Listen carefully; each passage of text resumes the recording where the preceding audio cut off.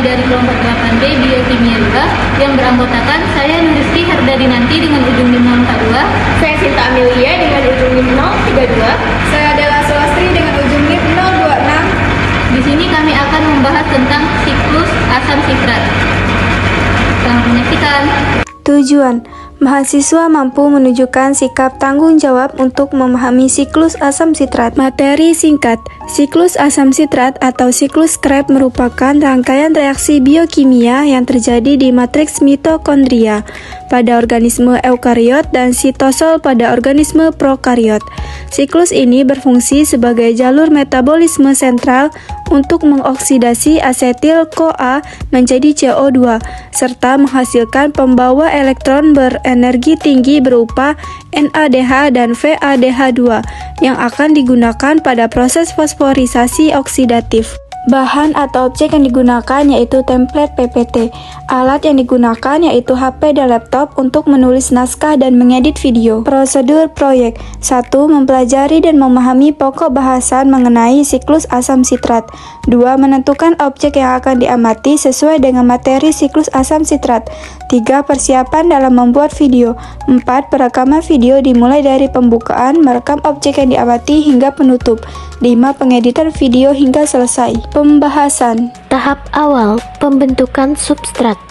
Siklus asam sitrat diawali oleh asetil-CoA yang berasal dari oksidasi pirufat, hasil glikolisis melalui kerja kompleks piruvat dehidrogenase. Asetil-CoA inilah yang menjadi substrat utama untuk memulai siklus. Adapun tahapan proses siklus asam sitrat. Tahap 1, pembentukan sitrat. Asetil-CoA memiliki 2 atom karbon, berikatan dengan oksaloasetat memiliki 4 atom karbon, membentuk sitrat yang memiliki 6 atom karbon. Reaksi ini dikatalisis oleh enzim sitrat sintase dan menandai dimulainya siklus asam sitrat. Asetil-CoA ditambah dengan oksaloasetat menghasilkan sitrat. Tahap 2, isomerasi sitrat. Sitrat kemudian diisomerasi menjadi isositrat melalui enzim akonitase. Proses ini bertujuan mengubah alkohol tersier pada sitrat menjadi alkohol sekunder yang lebih mudah dioksidasi. Sitrat menghasilkan isositrat. Tahap 3, dekarboksilasi oksidatif isositrat. Isositrat mengalami oksidasi dan dekarboksilasi menghasilkan alpha-ketoglutarat.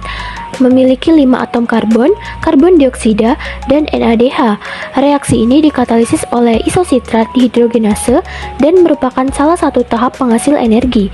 Isositrat menghasilkan alpha-ketoglutarat plus CO2 dan NADH. Tahap 4, pembentukan suksinil-CoA. Alpha-ketoglutarat mengalami dekarboksilasi oksidatif kedua, menghasilkan suksinil-CoA memiliki 4 atom karbon, karbon dioksida, dan NADH. Reaksi ini dikatalisis oleh kompleks alpha-ketoglutarat dehidrogenase. Alpha-ketoglutarat menghasilkan suksinil-CoA plus CO2 dan NADH. Tahap 5, fosforilasi tingkat substrat. Suksinil-CoA diubah menjadi suksinat, disertai pembentukan GTP atau ATP melalui fosforilasi tingkat substrat. Reaksi ini dikatalisis oleh suksinil-CoA sintetase. Suksinil-CoA menjadi suksinat plus ATP atau GTP. Tahap 6, yaitu oksidasi suksinat. Suksinat dioksidasi menjadi fumarat menghasilkan FADH2. Reaksi ini dikatalis oleh suksinat dehidrogenase, satu-satunya enzim siklus yang berada di membran dalam mitokondria. Tahap 7, hidrasi fumarat. Fumarat dihidrasi menjadi L-malat melalui kerja enzim fumarase. Tahap 8, regenerasi oksaloasetat. L-malat dioksidasi menjadi oksaloasetat menghasilkan NADH. Reaksi ini dikatalis oleh malat dehidrogenase, sekaligus mengakhiri satu putaran siklus dan menyiapkan oksaloasetat untuk putaran berikutnya. Jadi dapat disimpulkan bahwa siklus asam sitrat merupakan proses vital dalam organisme hidup karena berperan dalam produksi energi, penyediaan prekursor biosintesis, dan pengaturan metabolisme seluler. Gangguan pada salah satu tahap siklus ini dapat berdampak pada penurunan energi dan terganggunya fungsi sel, terutama pada jaringan dengan kebutuhan energi tinggi. Demikian video dari kami akhiri dengan